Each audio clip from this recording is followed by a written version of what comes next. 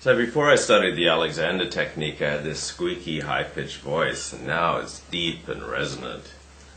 I remember in high school, Placer High School in Auburn, California, I used to do the play-by-play on basketball games in my high school, and the games would play on the Community Access Channel. And I got the reputation as the squeaking deacon, because my voice would rise so high when I got excited that only dogs could hear it. And I really wanted to work in radio.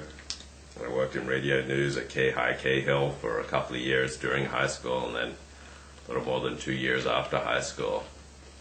And I was the anchor on the weekends for K-High Radio, and I'd report on stories during the week. I covered San Francisco 49er football games, Sacramento Kings basketball games. I covered Senator Alan Cranston when he came to town. I interviewed Los Angeles Supervisor Mike Antonovich when he came to town. And I didn't like the way my voice sounded. And my boss didn't like the way my voice sounded. And the more I struggled with it, the worse it got. I used to turn to my father for public speaking tips, because my father's a very accomplished public speaker, and he'd talk about breathing from the belly, and I was never able to get what he was saying, and so my voice problems just got worse and worse, and finally I quit radio and decided to become an academic. Well, that didn't work out either, but when was it? July of 2008, I took my first Alexander lesson.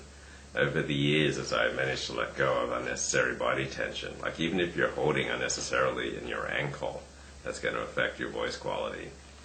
Now, most people tend to hold around their eyes, around their lips, and their forehead tends to crinkle and bunch up.